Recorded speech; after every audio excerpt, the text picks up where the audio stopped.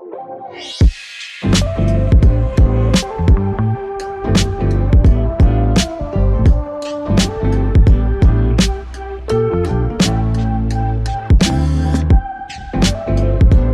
my friends, and welcome back to the Soul Podcasting Podcast.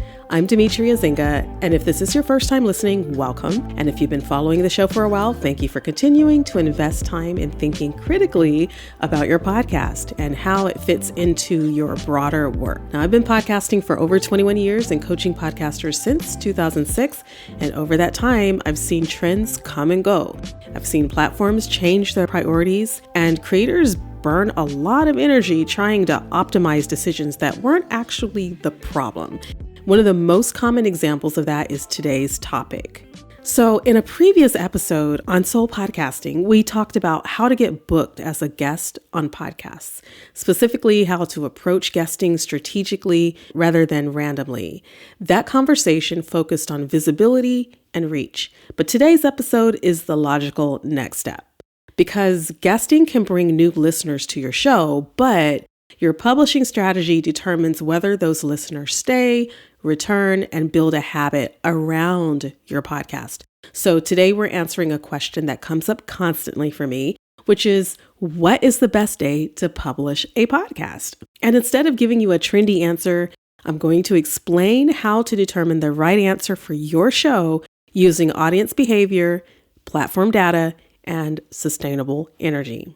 So most podcasters fixate on the publishing day because it feels like a controllable variable, but you can't control how many people subscribe, how many people share an episode, or even how long someone listens.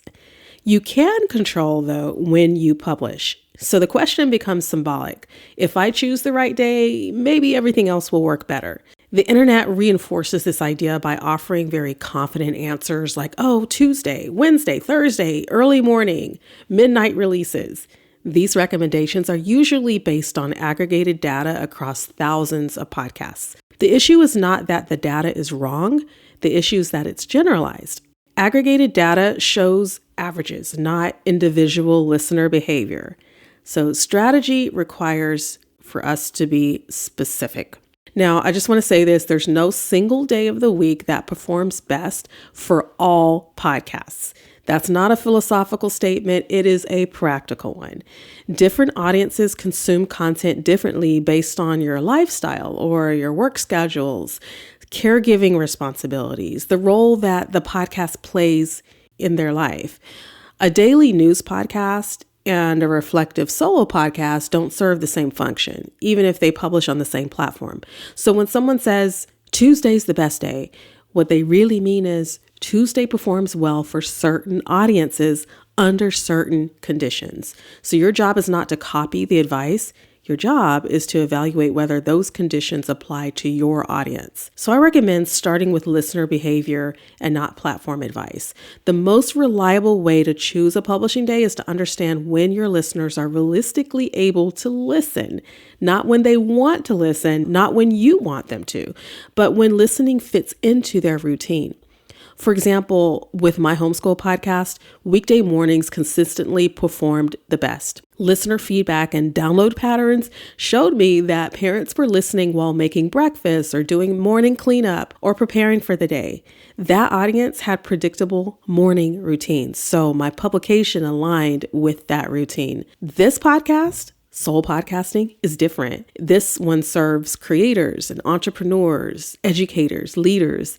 This audience often listens during work transitions and planning time or intentional learning windows, which could be after work or on weekends or in the evenings, not necessarily during household routines. So same host, different audience, different listening behavior. And that distinction matters more than any generalized best day advice. Once you identify a reasonable publishing day, then consistency becomes the priority. It doesn't mean rigidity. It doesn't mean predictability. Listeners build habits around expectations. So if your podcast reliably publishes on the same day, listeners learn when to look for it, even if they don't listen immediately.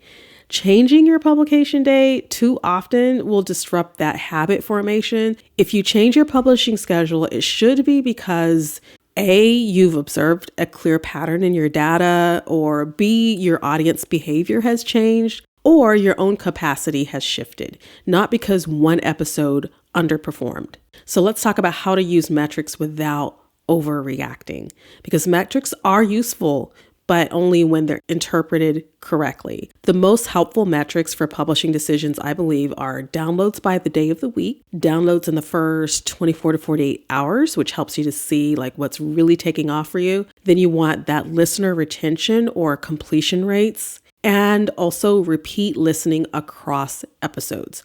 What matters is patterns over time, not single episode performance.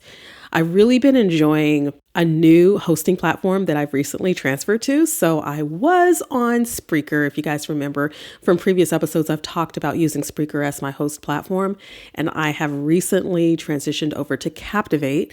And I'll just say that everything I'm talking about right now, I can actually see in my analytics, even in more detail than I was able to on Spreaker. And so I really appreciate that. I'm going to leave an affiliate link for Captivate if you are interested in looking into switching over to this hosting, but I love it. So I just wanted to add a little plug for that because it really has helped me with my metrics over the past couple of weeks. So an example I have for the whole patterns over time thing is that if most of your downloads are happening 2 or 3 days after release, then your audience is probably not listening immediately, right? That doesn't mean that your timing is wrong. It just means that the listening is delayed. So if early downloads are strong, but the completion rates are low, the issue might be content length or structure, not so much your publishing day. So metrics should be a guide to decisions, and it shouldn't trigger panic from you. Keep doing what you're doing, but just take a look at your metrics and really study them to see how things are going. Over on Apple Podcasts, charts will update every single day, and early downloads can influence that short-term visibility. Publishing early in the day, typically early morning local time, can help ensure your episode is available when people start checking their feeds. That's one thing you can look into. Of course, it's different times all over the world, right? But chart placement should not drive your long-term strategy. Charts are volatile, they're short-lived, and so that's something you can look at Apple Podcasts. But again, you don't want to place your strategy specifically on when you publish. Also on Spotify, listener behavior matters more than that release timing. Spotify actually prioritizes completion rates and repeat listening, engagement. Spotify for podcasters provides data that shows when your audience is most active. So take a look at that. That information is more valuable than just generalized advice. Your hosting platform, whether you're using Buzzsprout, Libsyn, Spreaker, Podbean, or even like me, I'm using Captivate, it can show download patterns by day and sometimes by the hour. So reviewing your 30 to 90 days of data is going to give you a clearer picture than reviewing individual episodes. And if you repurpose to YouTube, you have even more data. Consistency and watch time matter on YouTube more than the exact publish time. Publishing earlier in the day allows for indexing time, but your audience behavior still determines performance. Each platform provides partial information, but strategy comes from synthesizing all of these different things and really understanding what matters most to you for your podcast, for your own personal strategy. So here's a practical way to determine your best publishing day. If you're unsure about your current schedule, you want to use a controlled approach. Choose one publishing day and one time. Commit to it for at least 8 to 12 weeks. And then you'll want to track a few things. Track your first 48-hour downloads, track listener feedback, any retention trends that you see, and then your own production stress or lack thereof. Hopefully it's a lack thereof. We don't want you stressed out. Track those things and see how it looks for the next 8 to 12 weeks. And after that period, I want you to review that data and make one intentional adjustment if you need to. Avoid frequent changes because that makes it harder to interpret results. Publishing strategy doesn't exist separately from your life. That's why we want to look at the stress level and how you feel about your production. If your schedule consistently creates pressure, you have missed deadlines, you're rushing your production, that's going to affect the content quality and your ability to keep going. A sustainable publishing schedule supports consistent output, clearer messaging, and better long-term results. So sustainability is not a creative preference, it's a strategic requirement. There's no universal best day to publish a podcast, to say the least. That's summing up this entire episode. The best day is the one that aligns with your audience's real listening behavior, one that allows for consistent publishing, one that's supported by your data and is sustainable for you. Your publishing decisions should be informed and not reactive.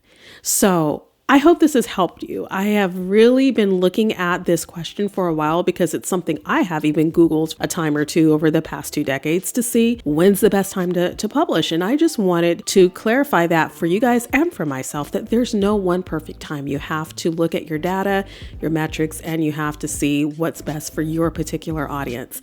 If this episode helped clarify gaps in your launch or your publishing strategy, I do offer podcast launch strategy and coaching through the Soul Podcasting Collective. I also recommend downloading my Launch Confidently podcasting checklist, which outlines the core decisions that every podcaster should make before and during a launch.